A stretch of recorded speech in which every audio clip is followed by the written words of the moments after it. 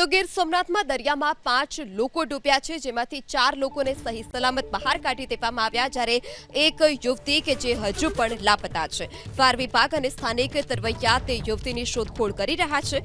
તણાયેલા લોકો pre-wedding photoshoot કરાવવા માટે આવ્યા હોવાનો આરોપ.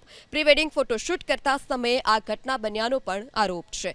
તો 5 લોકો કે જે આદરી ગામના દરિયામાં ડૂબ્યા છે, પ્રી-વેડિંગ ફોટોશૂટ માટે તેઓ ત્યાં પહોંચ્યા હોવાની પ્રાથમિક માહિતી સામે આવી છે.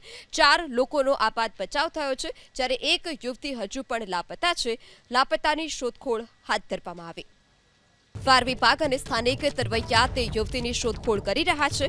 તણાયેલા લોકો પ્રી-વેડિંગ ફોટોશૂટ કરાવવા માટે આવ્યા હોવાનો આરોપ.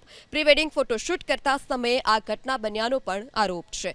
તો 5 લોકો કે જે આદરી ગામના દરિયામાં ડૂબ્યા છે, પ્રી-વેડિંગ ફોટોશૂટ માટે તેઓ ત્યાં પહોંચ્યા હોવાની પ્રાથમિક માહિતી સામે આવી છે. 4 લોકોનો આપાત બચાવ થયો છે, જ્યારે એક યુવતી હજુ પણ લાપતા છે. લાપતાની શોધખોળ હાથ ધરવામાં આવી.